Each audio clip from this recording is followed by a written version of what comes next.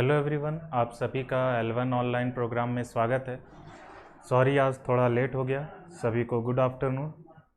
Good afternoon Shashank, Khushboo, जितने लोग हैं गुड आफ्टरनून। आज हम लोग रिवीजन हो चुका था हमारा और आज हम लोग क्वेश्चन स्टार्ट करने वाले थे, तो उसे लेके चलते हैं। ये तो एज़ यूज़ुअल जो नए स्टूडेंट हैं वो ज़रूर से L1 एस्पायर ऐप डाउनलोड कर लें, जिससे आप इन सभी चीज़ों का बेनिफिट उठा सकें। L1 एस्पायर आपको के लिए आपको क्या करना है, प्ले स्टोर पे जाना है, L1 एस्पायर सर्च करना है, उसे इंस्टॉल करना है और रेडी टू यूज़ हो जाएगा आपका। हम लोगों ने ये सारी चीज़ें देखी थी, 2 मिनट में देख लेते हैं क्या क्या हमने देखा था। हमने फोर्स देखा था, हमने स्केलर क्वांटिटी, वेक्टर क्वांटिटी देखा, हमने इफेक्ट ऑफ फोर्स देखा जिसमें 5 थे, change in shape, change in size, change in position, change in direction, change in state. उसके बाद हमने कम्बिनेशन ऑफ फोर्स देखा कि 2 तरह के होते हैं, बैलेंस्ड फोर्स, अनबैलेंस्ड फोर्स। फिर हमने देखा कि type of force, contact, non contact. Contact में हमने फिर 6 तरह के देखे कि muscular, mechanical, spring, tension, normal और फ्रिक्शन। उसके बाद हमने नॉन कांटेक्ट फोर्स देखे। नॉन कांटेक्ट फोर्स में ग्रेविटेशनल, इलेक्ट्रोस्टैटिक, मैग्नेटिक और न्यूक्लियर फोर्स, ये सारी चीज़ें देखी थी। फिर हमने गैलीलियो का एक्सपेरिमेंट देखा, जिसे हम बाद में न्यूटन फर्स्ट लॉ कह दिया गया। न्यूटन का फर्स्ट लॉ देखा, जो लॉ ऑफ इनर्शिया भी कहते हैं। फिर हमने इनर्शिया देखा, inertia of rest, inertia of motion, inertia of direction देखे। फिर हमने इनर्शिया ऑफ डायरेक्शन, फिर उसके बाद हमारा मोमेंटम देखा, क्या होता है, product of mass and velocity. Newton का सेकंड लॉ देखा गया, यूनिट देखा गया फोर्स का, सारी चीज़ें की गई थी। इम्पल्स ऑफ फोर्स भी देखा गया, इम्पल्स आई इक्वल टू क्या होता है, F/T, ये सारी चीज़ें हो गई थी। हमारा एप्लीकेशन ऑफ इम्पल्स भी देखा था कि कैच अ बॉल और जंपिंग हो गया सैंड पे, या फिर मूविंग ट्रेन से जंप करना हुआ, स्प्रिंग जो व्हीकल में हम लोग लगाते हैं, सॉफ्ट मटेरियल की पैकिंग जो आपका ऑनलाइन पैकिंग होता है, और एथलीट को थोड़ा देर तक दौड़ते हैं, ये सारी चीज़ें देखी थी। न्यूटन का थर्ड लॉ भी देखा था, every action is equal and opposite reaction, उसके एग्जाम्पल भी देखे थे हमने। उसके बाद हमने देखा था कंजर्वेशन ऑफ लीनियर मोमेंटम, और उसके ऊपर हमारा 2 था, रिकॉयल वेलोसिटी ऑफ गन और दूसरा फ्लाइट ऑफ जेट। तो ये सारी चीज़ें हो गई थी, लास्ट क्लास पे ये सारा कुछ हो गया था। 2 मिनट मतलब 30 सेकंड लीजिए, और अगर अभी आपको कहीं कोई डाउट है इसमें तो जल्दी से कमेंट कीजिए कि सर ये कॉन्सेप्ट हमें एक बार बता दीजिए, ताकि मैं फिर कॉन्सेप्ट के ऊपर दोबारा ना आऊँ।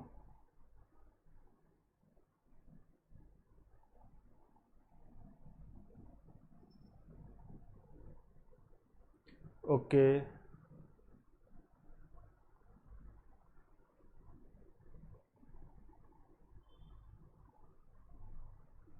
हाँ हर्षित, काफ़ी लेट हो गया है।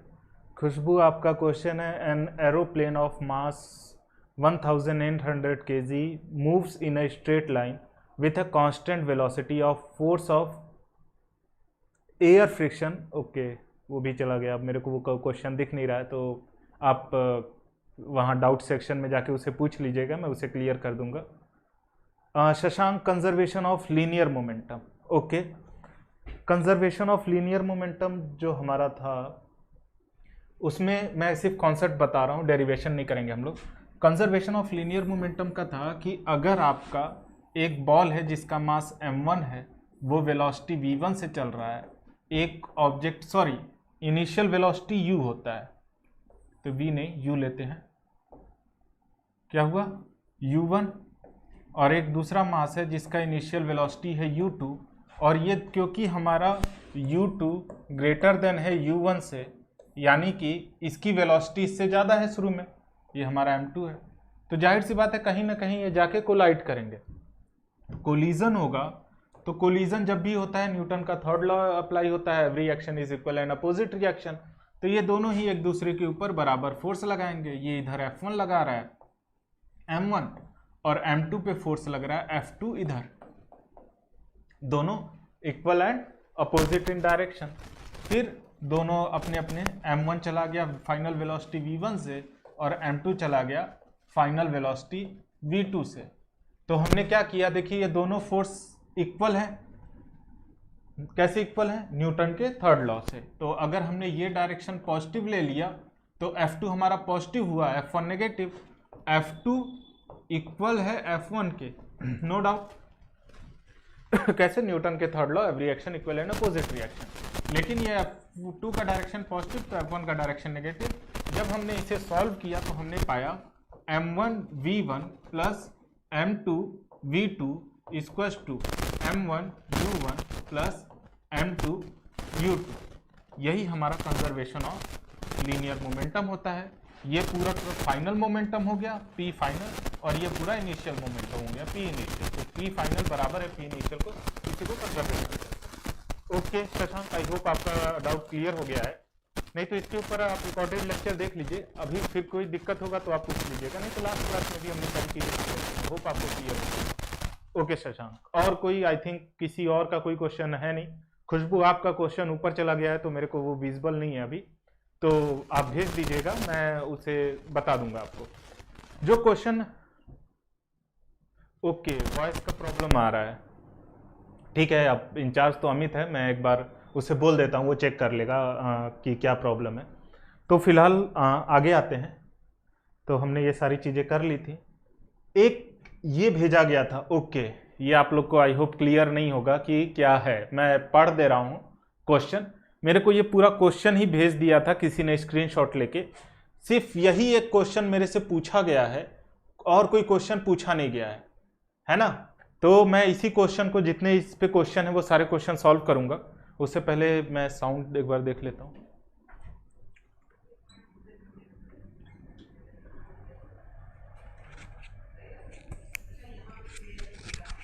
अमित, साउंड फंस रहा है,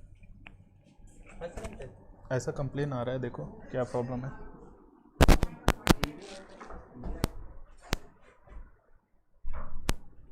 ये सही है,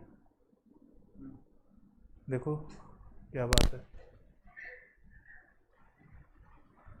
ठीक है, वो अमित चेक कर लेगा कि क्या प्रॉब्लम है, तब तक हम लोग देखते हैं। पहला क्वेश्चन है, why are car seat belt design to stretch somewhat in a collision. क्योंकि ये क्वेश्चन मैंने ऐसे टीज उसे कॉपी पेस्ट कर दिया है तो काफ़ी ज़्यादा ब्लर आपको आ रहा होगा। मैं क्वेश्चन पढ़ रहा हूँ, आप समझते चलिए। क्वेश्चन नंबर फर्स्ट है कि कोई कार का जो बेल्ट होता है वो ऐसा डिज़ाइन क्यों होता है कि वो स्ट्रेच हो सके। ये आपका पहला क्वेश्चन था। जिसने भी ये पूरा फोटो भेजा, मैं एक एक करके क्लियर करते जा रहा हूँ, ठीक है। तो वो पहला का आंसर सिंपल सा है, इनर्शिया। हमारा क्या होता है, इनर्शिया ऑफ मोशन क्या कहता है कि कोई ऑब्जेक्ट अगर मोशन में है तो मोशन में रहना चाहता है, ठीक है। और इसमें आप एक और चीज मेंशन करेंगे, इंपल्स, है ना। कि अब क्या होता है, जैसे ही कोलिजन होता है, का एक ब्रेक लगता है, तो हमारा बॉडी किस में होता है, मोशन में। वो किस में रहना चाहता है, मोशन में। आपका कार किस में आ गया, रेस्ट में, लेकिन हमारा बॉडी अभी भी किस में रहना चाहेगा, मोशन में। तो वो किधर जाता है, आगे की तरफ। उसे रोकने के लिए आपका बेल्ट स्ट्रेच होता है कि ताकि थोड़ा दूर उसे क्या करे, स्ट्रेच होके रोक सके। तो ये आंसर है आपका, इनर्शिया ऑफ मोशन के वजह से क्या होता है, आपका बॉडी मोशन से रेस्ट में लाने के लिए वो क्या करता है, स्ट्रेच करता है। या आप इसे इस तरह भी कह सकते हैं कि इंपल्स में आपने पढ़ा है ना कि फोर्स और टाइम का रिलेशन। अब आपका क्या है, आप मूविंग ऑब्जेक्ट हैं तो काफ़ी तेजी से आप मूव कर रहे हैं, तो मोशन का चेंज हो रहा है ना, यानी कि मोमेंटम में चेंज हो रहा है। तो फाइनल मोमेंटम से रेस्ट में लाने के लिए या किसी वेलोसिटी से रेस्ट में लाने के लिए उसे क्या करना होता है, थोड़ा टाइम देना होता है, इसीलिए वो क्या करता है, स्ट्रेच करता है। होप आपको पहला क्वेश्चन क्लियर हो गया हो। हाँ खुशबू, आपने क्वेश्चन भेज दिया, ओके ठीक है। हर्षित, ओके, आई थिंक साउंड का भी प्रॉब्लम क्लियर हो गया। क्वेश्चन नंबर फर्स्ट समझ में आ गया होगा, नहीं आए तो आप कमेंट करते जाइए, मैं फिर से एक्सप्लेन करूंगा और कोशिश करूंगा आपको समझ में आ जाए। सेकंड क्वेश्चन है, a troop, okay, equipped to be dropped by a parachute, ठीक है, from a aircraft are called paratroopers.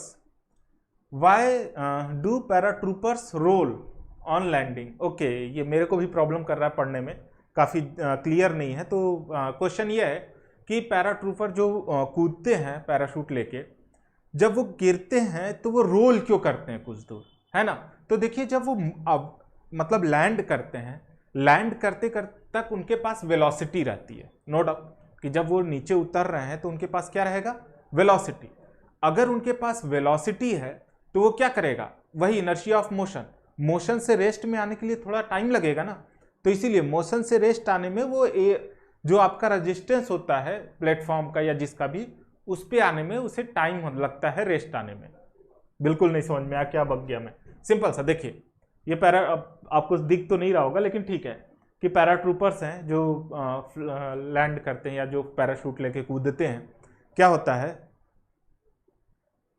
तो जब वो कूदते हैं तो क्या हुआ, ये प्लेटफॉर्म है जैसे मान लीजिए, जब वो लैंड करते हैं तो देखेंगे आप कुछ दूर तक वो लोग जाते हैं। ऐसा नहीं कि जमीन को टच किया तुरंत रेस्ट में आ गए, बिल्कुल नहीं। जैसे ही वो लैंड करते हैं वो थोड़ी दूर तक रोल कर जाते हैं, थोड़ा आगे तक जाते हैं। ये क्यों होता है? ये इसलिए होता है क्योंकि उनकी बॉडी मोशन में है ना। जब वो पैराशूट से आ रहे हैं या जब भी आ रहे हैं जिस तरह भी, तो उससे पैराशूट लेके, तो क्या होता है उनकी पैराशूट वेलोसिटी कम कर देती है लेकिन जीरो नहीं करती है, उनके पास अभी भी वेलोसिटी है। अब उससे मोशन से रेस्ट में आने के लिए उनके पास थोड़ा टाइम लगता है, तो उस दौरान वो क्या करते हैं, रोल कर जाते हैं लैंड पे। ठीक, होप आपको ये चीज़ क्लियर हो गया।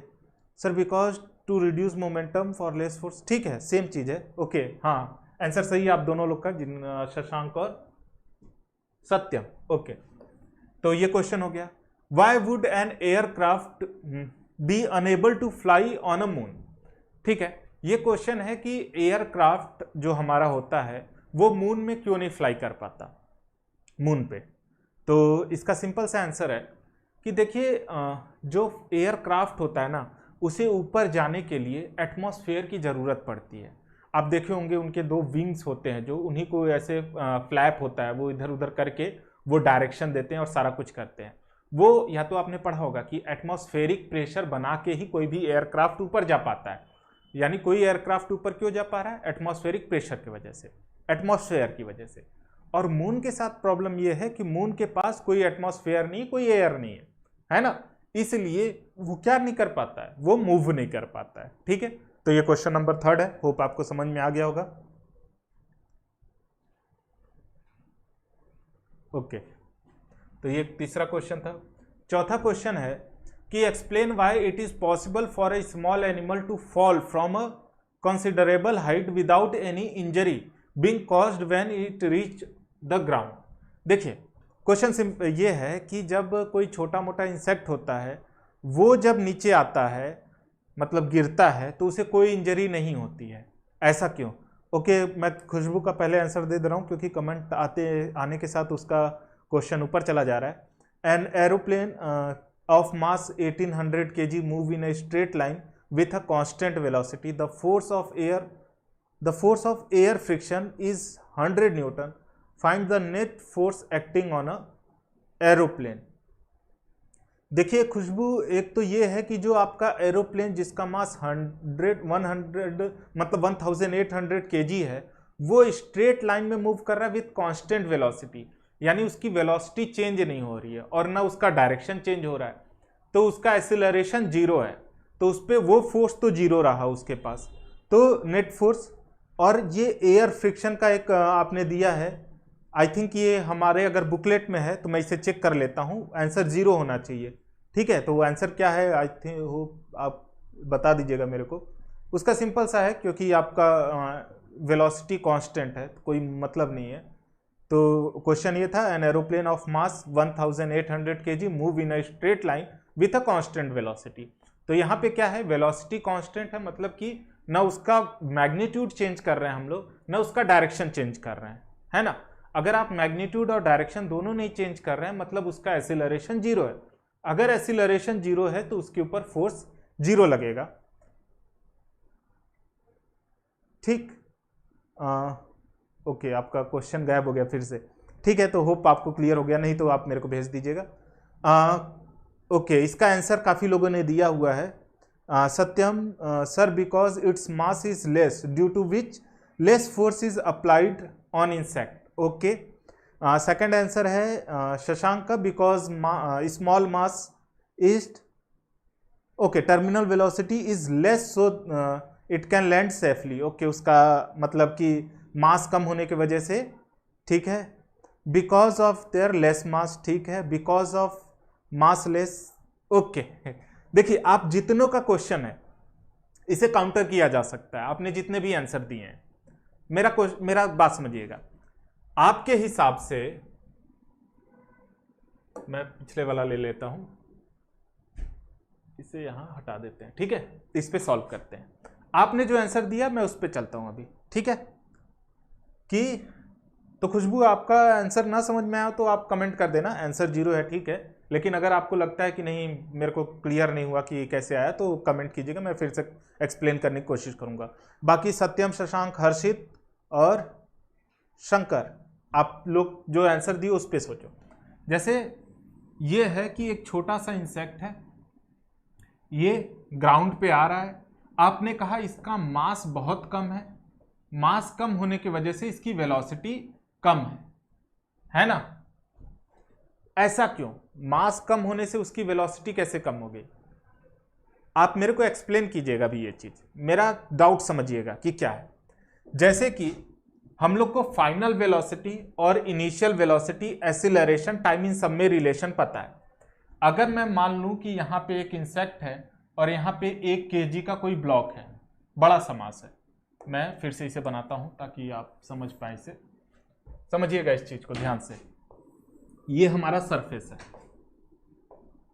ये हमारा सरफेस हो गया, ग्राउंड हो गया, ठीक है। अब क्या है, ये छोटा सा इंसेक्ट है और एक बड़ा सा ब्लॉक है, दोनों को सेम हाइट h से गिराया गया, यानी दोनों का हाइट हमने फिक्स कर दिया h, ठीक। दोनों को हमने जस्ट ड्रॉप किया है, जस्ट ड्रॉप, फोर्स लगा के फेंका नहीं, जस्ट ड्रॉप किया है। अगर हमने जस्ट ड्रॉप किया है तो देखिए ये नीचे जा रहा है, इसका डिस्प्लेसमेंट कितना है, s की वैल्यू हो गई h, इनिशियल वेलोसिटी हो गई 0, एक्सीलरेशन, क्योंकि दोनों को ही अर्थ अपनी तरफ खींच रहा है तो दोनों के ऊपर फोर्स बराबर लगेगा, तो एक्सीलरेशन क्या होगा, देखिए एक्सीलरेशन -g के बराबर होगा, यानी कि 10 के बराबर होगा, 10 मीटर पर सेकेंड स्क्वायर, ठीक है। एक्सीलरेशन कितना होगा, नीचे की तरफ जा रहा है, तो अगर नीचे की तरफ जा रहा है तो उसका क्या होगा, 10 मीटर पर सेकेंड स्क्वायर, ठीक है। अब क्या है, ये हो गया u v, अच्छा v अब हमें निकालना है, तो हमें फॉर्मूला क्या पता है, v square equals to u square plus 2as, हमें यही नॉलेज है, ध्यान से समझते चलिएगा। खुशबू आपके डाउट पे मैं आ रहा हूं, पहले ये देख लेते हैं। अब देखिए v स्क्वायर इक्वल्स टू क्या हुआ, दोनों केस में u स्क्वायर तो गया, दोनों का 0 है इनिशियल वेलोसिटी, v स्क्वायर आया 2a की जगह g, क्योंकि g है a की जगह, यहाँ पे एक्सेलरेशन ड्यू टू ग्रेविटी काम कर रहा है, और s के जगह ये हाइट h है, यानी अगर हम v की बात करें तो वो है √2gh। होप आपको ये चीज क्लियर हुई होगी। v इक्वल्स टू क्या, √2gh। यहां पे कहीं पे भी मास का फैक्टर नहीं है, कहीं पे भी मास का फैक्टर नहीं है, यानी वेलोसिटी आपका इसके दौरान मास पे डिपेंड नहीं करेगा। अगर ऐसा है तो मास ज्यादा हो या कम, वेलोसिटी तो उतनी ही लगनी है। अगर वेलोसिटी उतनी ही है तो फिर आप कैसे कह रहे हैं कि वेलोसिटी कम हो जाएगा? क्वेश्चन समझ में आ गया हो तो इसको रिप्लाई कीजिए, फिर मैं बताता हूं कि क्या होना चाहिए आंसर। होप आपको क्लियर हो रहा होगा। तो आई होप जो मैंने क्वेश्चन पूछा था वो हो गया। आप समझाइए इस चीज को कि कैसे, जो जिन्होंने वेलोसिटी को अपना आंसर माना है, इसलिए क्योंकि आई थिंक सत्यम, शशांक, हर्षित, शंकर सबने यही कहा है कि सर मास कम है जिसकी वजह से उसकी वेलोसिटी कम है, सबने वेलोसिटी मेंशन किया है। और मेरा क्वेश्चन है कि वेलोसिटी कहीं पे भी मास पे डिपेंड कर ही नहीं रहा है, तो फिर उसका इंजरी जो है वो उस पर कैसे आप कह सकते हो कि नहीं ये चीज है? तो मेरे को एक्सप्लेन कीजिए। It's momentum is less, okay. अब वेलोसिटी से आप हटे शंकर, ओके। मोमेंटम आप बोल रहे हो लेस है, ठीक है, ओके। काफी बड़ा आंसर दिया हर्षित ने, पढ़ते हैं इसे क्या है। This is because a small animal has small mass, so the momentum produce is less when the small animal fall to the ground with a less momentum, less क्या है, opposing force of the ground act on the small animal, okay.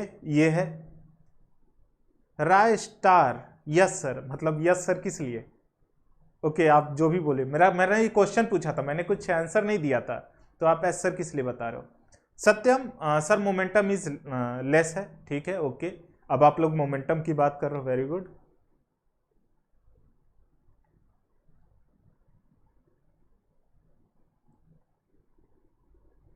ठीक है, तो अब आ गए momentum पे। तो यानी जिन्होंने भी वेलोसिटी बोला था वो इस चीज को ध्यान रख लें कि वेलोसिटी ना बोलें, है ना, वेलोसिटी सबका सेम रहेगा, ठीक है ओके। एक और आंसर आया शंकर का, as momentum is mass into velocity so as the insect mass is less the relative force applied on it will be also less. ठीक है, सही है, ठीक है।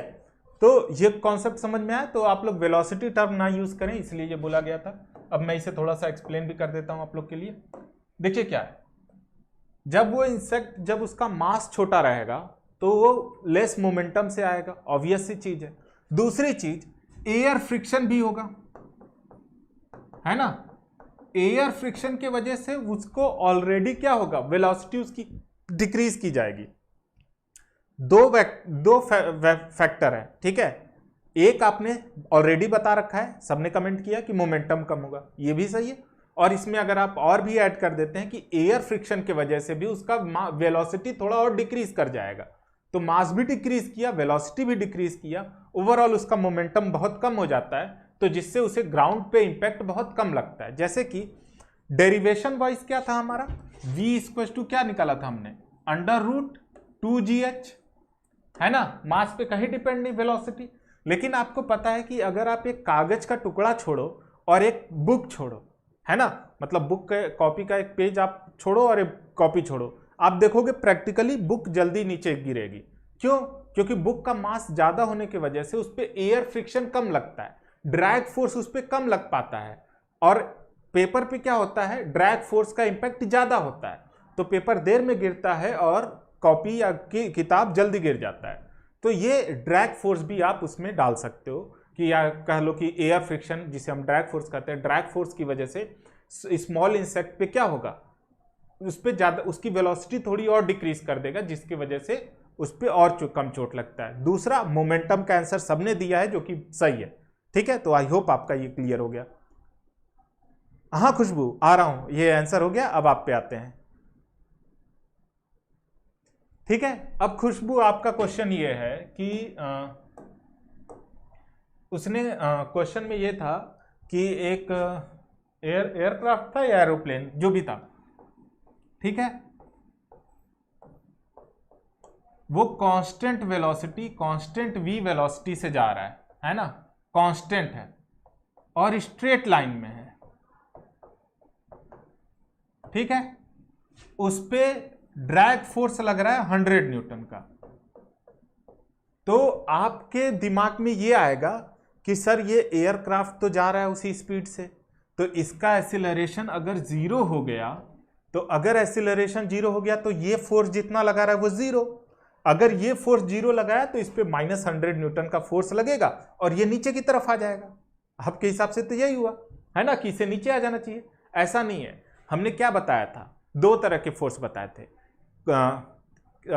ठीक है। हमने क्या किया था, कॉम्बिनेशन ऑफ फोर्स में दो तरह के बताए थे, बैलेंस्ड और अनबैलेंस्ड। जब हमने बैलेंस्ड की बात की थी तो हमने कहा था कि नेट फोर्स उस पर जो रहेगा वो जीरो होगा, है ना। तो जब अगर ये एयरक्राफ्ट कांस्टेंट वेलोसिटी से ऊपर जा रहा है, इसका मतलब इसका फोर्स जो लग रहा है ओवरऑल जीरो लग रहा है ना। ओवरऑल फोर्स कितना लग रहा है, जीरो। नेट फोर्स कितना हुआ, जीरो, तभी ये कांस्टेंट वेलोसिटी से ऊपर जा पा रहा है। अगर इस पे, अगर आपके आंसर के हिसाब से -100 न्यूटन हो जाएगा तो ये एयरक्राफ्ट नीचे आना चाहिए ना। अगर मैं, ये तो पॉसिबल ही नहीं है कि नेट फोर्स अगर उसके ऊपर नीचे की तरफ लग रहा हो और एयरक्राफ्ट ऊपर जा रहा हो, कोई मतलब नहीं। मतलब कि ये जितना फ्रिक्शन है ना, उतना ही ये एरोप्लेन जो था या एयरक्राफ्ट जो भी था, उतना ही फोर्स ऊपर की तरफ लगा रहा है। तो रिजल्टेंट दोनों कैंसिल होकर जीरो हो जा रहा है, तभी उसका वेलोसिटी क्या है, कांस्टेंट है। होप खुशबू आपको समझ में आ गया होगा। जल्दी से कमेंट कीजिए ताकि मैं आगे बढ़ पाऊं, नहीं तो फिर से मैं एक्सप्लेन करने की कोशिश करूंगा, ठीक है खुशबू, प्लीज जल्दी से कमेंट करें। होप यही है आंसर, कि उस पर बैलेंस्ड फोर्स लग रहा है, नहीं तो आपके हिसाब से आप खुद ही सोचो, इसका आंसर है आपके हिसाब से -100 न्यूटन होना चाहिए। -100 न्यूटन अगर मैं इस पे फोर्स लगा रहा हूं, माइनस का मतलब नीचे की तरफ, तो अगर मैं रिजल्टेंट फोर्स नीचे की तरफ लगा रहा हूं तो कांस्टेंट वेलोसिटी से ऊपर कैसे जा सकता है? उसे तो नीचे जाना होगा, है ना। उसने कहा है कांस्टेंट फोर्स लग रहा है, मतलब कि उस पर रिजल्टेंट फोर्स 0 होगा, तभी वो कांस्टेंट फोर्स से ऊपर जा रहा होगा।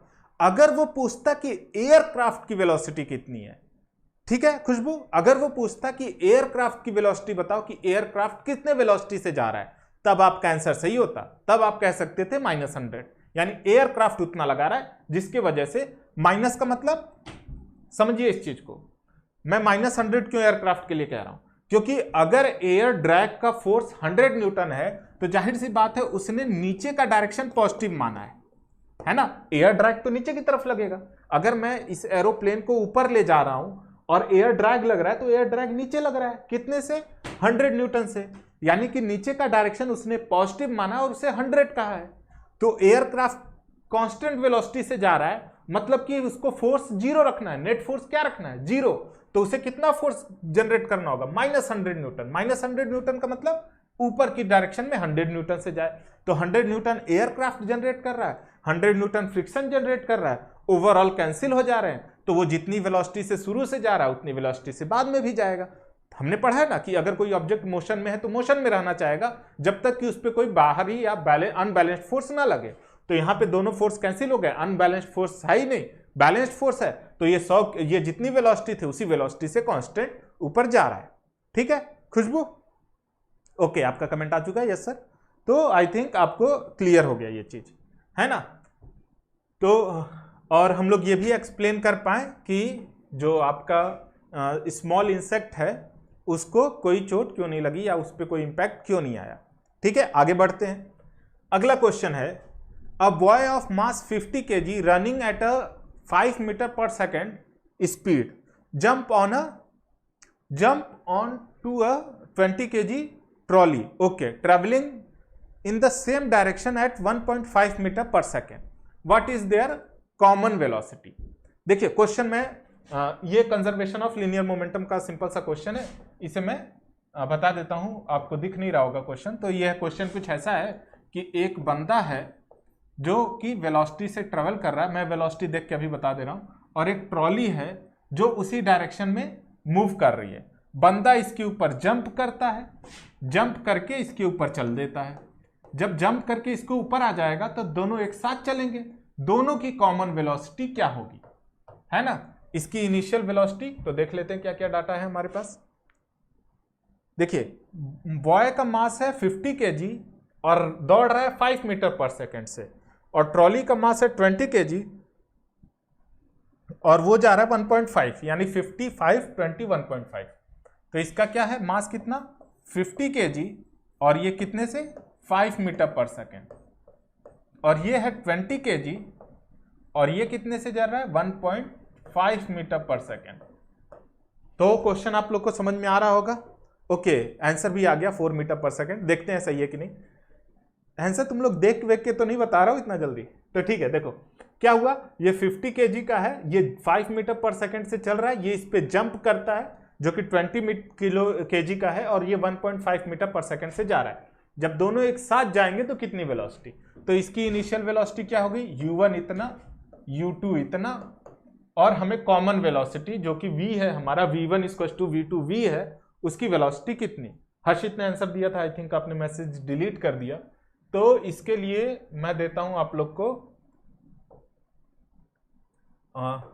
30 सेकेंड सफिशियंट है अगर आप करोगे तो, क्योंकि मेरे को पूरा प्रोसेस वाइज बताना होता है तो टाइम लगता है। आप रफली तुरंत कीजिए, 1 मिनट लेता हूं क्योंकि थोड़ा लेट आप लोग को डिस्प्ले होता है, तो 1 मिनट में सॉल्व करके दिखाइए।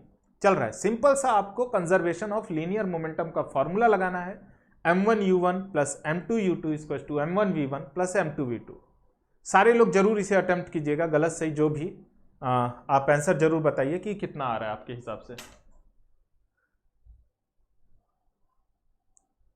ओके, 25 सेकेंड मोर कीजिए, इसे फॉर्मूले पे पुट कीजिए।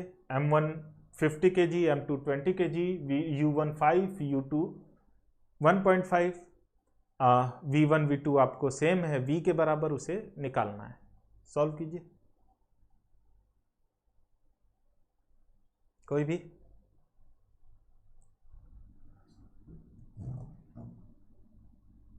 इसकी हमें जरूरत पड़ती रहेगी, इसे साइड में रखते हैं। ठीक है, 4 आया, हर्षित ने लिखा है। अब सॉल्व करते हैं, देखते हैं कितना है। कौन सा मैंने क्या फॉर्मूला लगाना है, m1 u1 plus m2 u2 equals to m1 v1 plus m2 v2। ठीक है, ये आपका फॉर्मूला है। वैल्यू पुट करते हैं। m1 की वैल्यू कितनी 50, m2 की वैल्यू 20, u1 की वैल्यू 5, u2 की वैल्यू 5। और ये जो जब क्योंकि दोनों एक साथ ट्रेवल करना स्टार्ट किए तो v1 equals to v2 equals to v लेते हैं, और हमें यही कॉमन वेलोसिटी जानना है कितना है। ठीक है, तो m1 कितना हो गया, यानी 50 into 5 plus 20 into 1.5 equals to v1 v2 बराबर है, v1 v2 की जगह v रख दीजिए।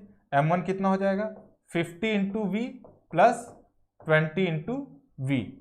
ठीक है, ये देखिए 5 5 जा 25, 250 प्लस 15 टू जा 30 इक्वल्स टू 50 70 v। इसे ऐड कर लीजिए, ये आ जाएगा 280 इक्वल्स टू 70 v। 0 से 0 कैंसिल, 7 4 जाए, यानी वेलोसिटी आपकी आ गई 4 मीटर पर सेकेंड, है ना, जो कि हर्षित ने बताया था। तो होप आपको ये क्लियर हो गया होगा। ठीक है, किसी को कोई डाउट तो कमेंट कीजिए, नहीं तो अगर अभी क्लियर हो गया तो बता दीजिए, नहीं तो फिर मेरे को फिर से लिखना पड़ जाएगा। किसी को कोई डाउट है? चलिए आप कमेंट कर लीजिएगा, तब तक हम लोग नेक्स्ट क्वेश्चन पे चलते हैं। यानी ये हमारा क्वेश्चन हो गया। नेक्स्ट क्वेश्चन है, a girl of mass 50 kg jump out of a rowing boat, okay, of mass 300 kg, यानी गर्ल्स का मास है 50 और जो बोट है उसका 300 kg है, on the bank with the horizontal velocity 3 metre per second. ठीक है, with what velocity does the boat begin to move backward. ठीक है,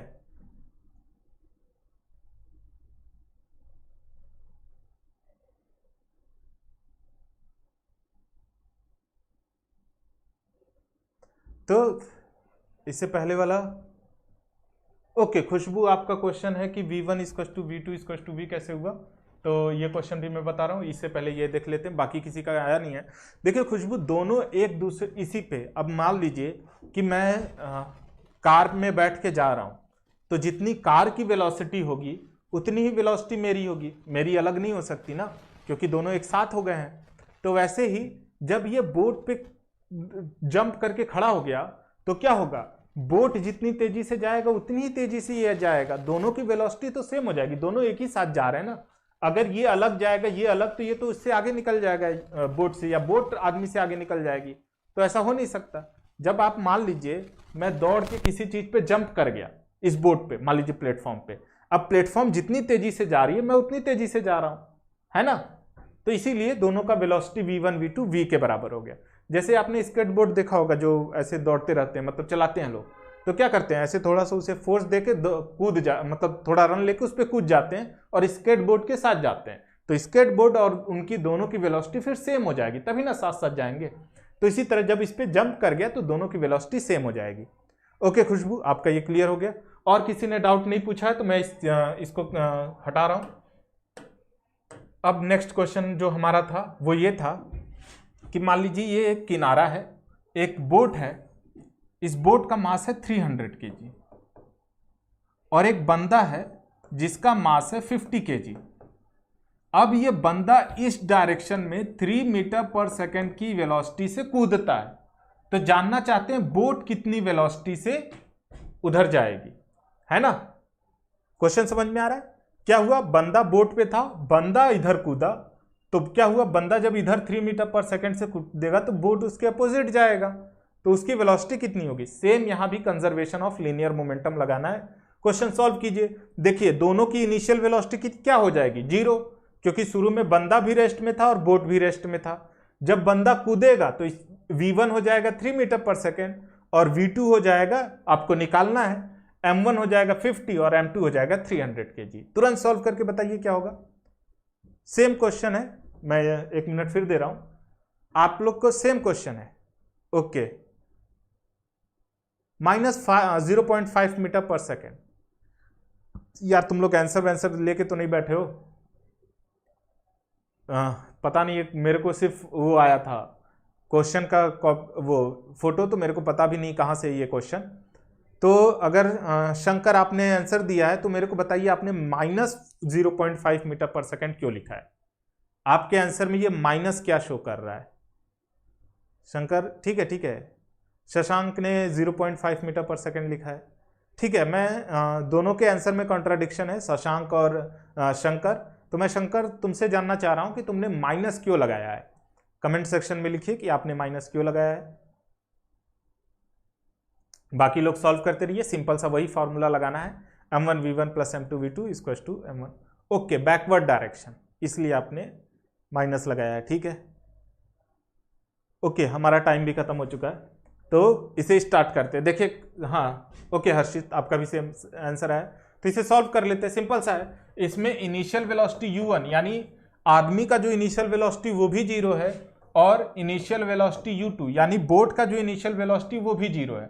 फाइनल वेलोसिटी आदमी, यहाँ पे 1 की जगह आप मैन भी कर सकते हो, 2 की जगह बोट भी कर सकते हो, आप कंफ्यूज ना हो तो। m1 यानी मैन का फाइनल वेलोसिटी कितना है? 3 मीटर पर सेकेंड। देखिए 3 मीटर पर सेकेंड, आपने ये डायरेक्शन अगर पॉजिटिव लिया है तो ये डायरेक्शन ऑब्वियसली नेगेटिव हो जाएगा। तो जिन्होंने भी 0.5 लिखा है, जाहिर सी बात है उन्होंने डायरेक्शन मेंशन नहीं किया है, तो सिर्फ शंकर का आंसर सही कहा जाएगा। बाकी लोग, आप लोग को ध्यान देना होगा इस सब चीजों पे, क्योंकि उन्होंने 3 मीटर पर सेकेंड इसको पॉजिटिव माना है, यानी ये डायरेक्शन पॉजिटिव है, तो अगर इस डायरेक्शन में जाएगा तो वो नेगेटिव वैल्यू आएगी। ठीक है, तो हम सॉल्व कर लेते हैं, क्योंकि मेरे को पता है कि सिंपल सा समझ में आ रहा है, इस डायरेक्शन में जाएगा तो आंसर नेगेटिव आना चाहिए। अब देख लेते हैं, और वेलोसिटी ऑफ बोट हमें कैलकुलेट करना है। मास ऑफ मैन जो है वो कितना दिया है? 50, और मास ऑफ बोट जो है वो दिया हुआ है 300 kg। सॉल्व करना स्टार्ट करते हैं। m1 v1 यानी m1 कितना हो गया? फॉर्मूला लिख लेते हैं, m1 v1 plus m2 v2 equal to m1 u1 plus m2 u2। अब देखिए u1 और u2 तो 0 है ना, मैन और बोट, तो इधर का पूरा टर्म 0 हो जाएगा। m1 की वैल्यू हमारी कितनी है? 50, यानी 50 इंटू वेलोसिटी इसकी कितनी है? 3, plus m2 300 into v2 equal to 0, और v2 निकालना है, ये इधर प्लस में उधर जाएगा माइनस में, तो क्या हो जाएगा? 300 v2 equal to minus 50 into 3, है ना, यही होगा। अब क्या है, एक 0 से ये 0 कैंसिल, 3 से ये चला गया 10, यानी v2 आया -5/10, यानी कितना? -0.5 मीटर पर सेकेंड। तो जिन्होंने भी माइनस नहीं लगाया था, होप आपको ये चीज क्लियर हो गई होगी कि माइनस कैसे आया। आई थिंक हर्षित आपके आंसर में माइनस नहीं है, और शशांक आप दोनों के आंसर में माइनस नहीं था, तो ये क्यों माइनस होगा, होप आपको ये क्लियर हो गया होगा। ठीक है, क्वेश्चन अगर ना समझ में आए तो आप प्लीज जल्दी से कमेंट कर दीजिए आगे अगले क्वेश्चन बढ़ने से पहले, ताकि हमें भी इजी रहे। ओके, ये जितने भी क्वेश्चन आप देख रहे हैं बाद के, वो सब उसी कॉन्सेप्ट पे हैं, कंजर्वेशन ऑफ लीनियर मोमेंटम के कॉन्सेप्ट पे, जो भी हमसे पूछे गए थे। नेक्स्ट क्वेश्चन है, a truck of mass 500 kg moving at 4 metre per second collide with another truck of mass 1500 kg moving in the same direction at 2 meter per second. What is their common velocity just after collision if they move together? ये जो 57 इसमें question number है, ये जो question है ये just ही आपके इस ये बॉय वाले की तरह है, बिल्कुल ही उसी तरह है ना। तो मैं क्वेश्चन नंबर 57 आपको बता दे रहा हूं कि क्या है, उसके बाद अगर आपको डाउट होगा तो आप पूछ लीजिएगा कि अगर आप इसे सॉल्व कराना चाहते हैं कि नहीं। तो उससे पहले आई थिंक लास्ट क्वेश्चन सभी को समझ में आ गया, किसी ने कोई कमेंट नहीं किया इससे डाउट से रिलेटेड, तो मैं ये क्वेश्चन को इरेज कर रहा हूं सारा, ठीक है, हम लोग ताकि नेक्स्ट क्वेश्चन पे कर पाए, ठीक है। तो नेक्स्ट क्वेश्चन कह रहा है कि एक ट्रक है जो कि एक वेलोसिटी से जा रहा है, जो कि दूसरे ट्रक से कोलाइड करता है, जो कि इस वेलोसिटी से जा रहा है। जब दोनों आपस में एक दूसरे से कोलाइड कर जाएंगे तो वो दोनों किस वेलोसिटी से जाएंगे? तो ये वही चीज हो जाएगा v1 equals to v2 equals to v, क्योंकि दोनों की वेलोसिटी सेम हो जाएगी। इसका वेलोसिटी आई थिंक दोनों का डाटा देख लेते हैं फिर से। ये हो चुका है हमारा ट्रक, एक 500 kg का है और एक 1500 kg का, इसका 4 और इसका 2। तो करते हैं कि इसकी ये 500 kg का है और ये 1500, और ये जा रहा है 4 मीटर पर सेकेंड और ये जा रहा है 2 मीटर पर सेकेंड। जब दोनों आपस में एक साथ होंगे तो कितने से जाएंगे? तो देखिए ये क्वेश्चन बिल्कुल ही आपका इससे पहले ट्रॉली बॉय वाला था, जब बॉय आपका उस पर जंप कर जाता है ना।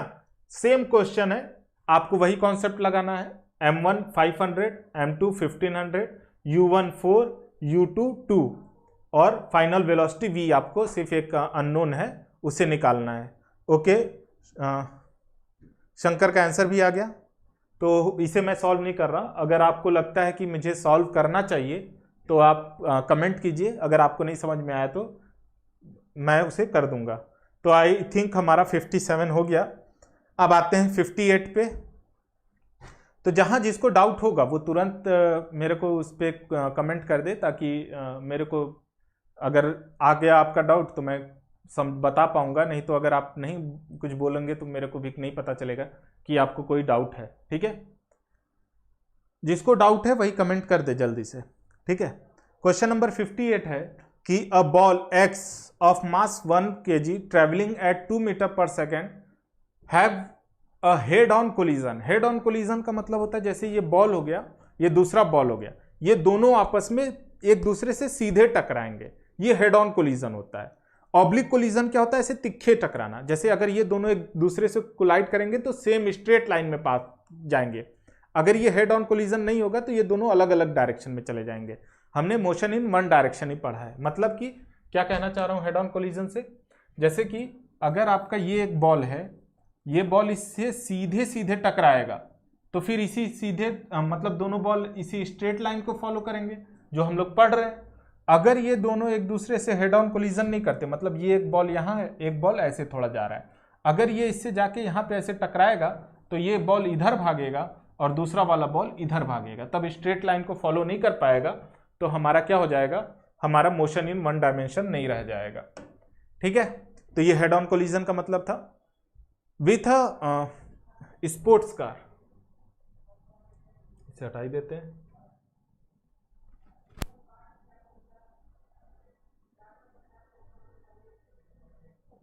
हाँ, तो हमारा क्वेश्चन था a ball x of mass 1 kg travelling 2 metre per second square has head on collision with a identical ball y at rest, x stop and y moves off, calculate the velocity of y after collision. आसान सा question है, ये भी same question है। ये question number हम 58 बता रहे हैं, इसको भी देख लीजिए।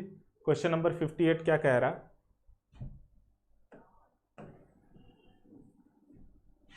क्वेश्चन नंबर 58 कह रहा है कि कुछ ऐसा है कि एक बॉल है, ये दोनों का मास सेम है, ये x है, ये y। अगर दोनों का मास सेम है तो m और m मान लीजिए कि इसका मास भी m और इसका मास भी m।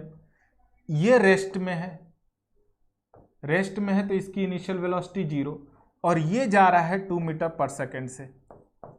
कोलिजन होने के बाद, ये बिफोर कोलिजन का केस है, आफ्टर कोलिजन के बाद क्या है?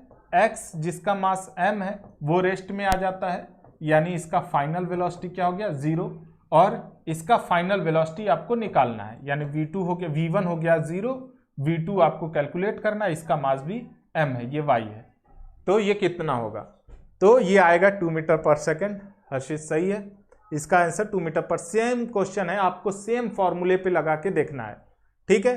Same formula m1u1 plus m2u2 equal to m1v1 plus m2v2 करेंगे, आपका आंसर आ जाएगा। देखिए m1 कितना है?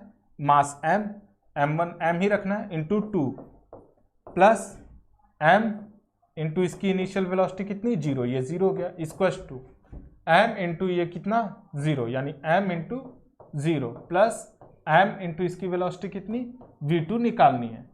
तो ये 0 हो गया, ये 0 हो गया, ये क्या आया m into 2 equals to m into v2, m से m कैंसिल, यानी v2 इक्वल्स टू 2। ठीक है, तो ये क्वेश्चन भी समझ में आ गया।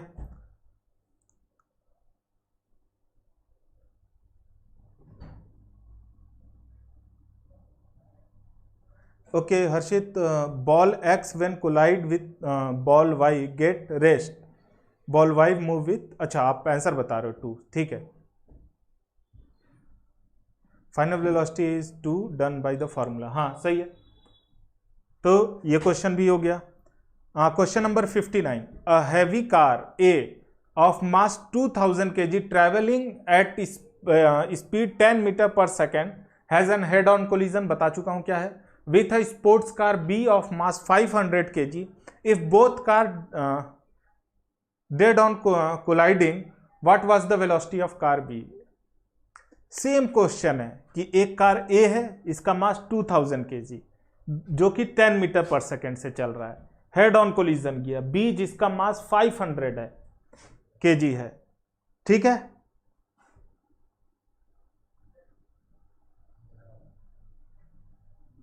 तो आपको वेलोसिटी B कार की निकालनी है, सेम आप फॉर्मूले पे लगाइए, आपका हो जाएगा, इसमें भी कुछ अलग नहीं है, ठीक है। किसी को डाउट हो तो मेरे को कमेंट कीजिए, मैं तुरंत सॉल्व करूंगा। इसमें भी सेम क्वेश्चन है जैसे आपके ऊपर पूछे जा रहे हैं। क्वेश्चन नंबर 60 भी एक बार पढ़ दे रहा हूं। A man wearing a bulletproof vest stand still on क्या है रोलर स्टैक्स, ठीक है। The total mass is 80 kg, a bullet of mass 20 gram is fired at 400 metre per second square, 400 metre per second, it stop by west and fall on the ground, what is then the velocity of the man। Same question है ये भी।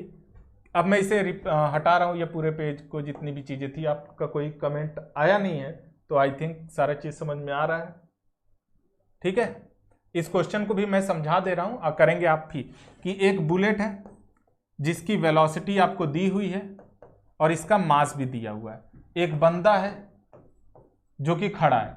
अब जब velocity इससे लड़ेगी, collision, ये किस में है, इसका इनिशियल वेलोसिटी 0, इसका मास दिया हुआ है आपको, जब कोलाइड करेगा, ये बिफोर कोलिजन का केस है। आफ्टर कोलिजन क्या हुआ, बुलेट किस में आ गया, जो बुलेट है वो किस में आ गया, रेस्ट में, है ना। यानी इसकी फाइनल वेलोसिटी कितनी हो गई, यानी v1 की वैल्यू 0, ये u1 है, u1 की वैल्यू कुछ थी, u2 की वैल्यू 0 थी। अब हमारा v1 की वैल्यू 0 हो गई, v2 की वैल्यू पूछ रहा है कि बंदा कितने वेलोसिटी से आगे मूव करेगा। मास आपको दिया हुआ है, सिंपल सा फॉर्मूला पुट कर देंगे। आई थिंक देख लेता हूं, 80 kg का बंदा है और 20 ग्राम का बुलेट है जो 400 मीटर पर सेकेंड से जा रहा है, यानी बुलेट कितने का है 20 ग्राम। तो पहले इसे किस में कन्वर्ट करेंगे, केजी में, ध्यान रखिएगा 20 ग्राम है, यानी 20/1000 kg। ये कितने का है, ये है 80 kg का। फॉर्मूला पुट कर देंगे, क्या है, m1 u1 plus m2 u2 equals to m1 v1 plus m2 v2। अब देखिए u2 तो 0 है, बंदा रेस्ट में था तो ये वैल्यू 0, बुलेट लड़ने के बाद रेस्ट में आ गई तो ये वैल्यू 0, यानी मास कितना है बुलेट का 20/1000 इनटू वेलोसिटी कितनी थी, वेलोसिटी बुलेट की कितनी थी, अच्छा मैंने नहीं लिखा है, वेलोसिटी देख लेते हैं एक बार। वेलोसिटी थी बुलेट की 400 मीटर पर सेकेंड, तो वेलोसिटी कितनी है इसकी बुलेट की 400 इक्वल्स टू इसका मास कितना है 80, वेलोसिटी v2 आपको निकालना है। ये कैंसिल, 2 ये 3 कैंसिल, ये क्या आ जाएगा 1/10, इधर आ गया 4 2 जा 8, 8/80 यानी 1/10 यानी 0.1 मीटर पर सेकेंड। तो ये भी आपका क्लियर हो गया। ठीक है, तो यहाँ पे आपका ये क्वेश्चन आंसर जो आपके तरफ से आए थे इस चैप्टर में, बस यही किसी एक ने फोटो क्लिक करके भेज दिया था और क्वेश्चन मेरे को आए नहीं थे। तो आप और क्वेश्चन आज हो पाए तो भेज दीजिए, ताकि मैं अगले क्लास में जब भी आऊँगा आपको जितने भी डाउट होंगे वो सारी चीज़ें क्लियर की जाएंगी। आज के लिए इतना ही, थैंक यू।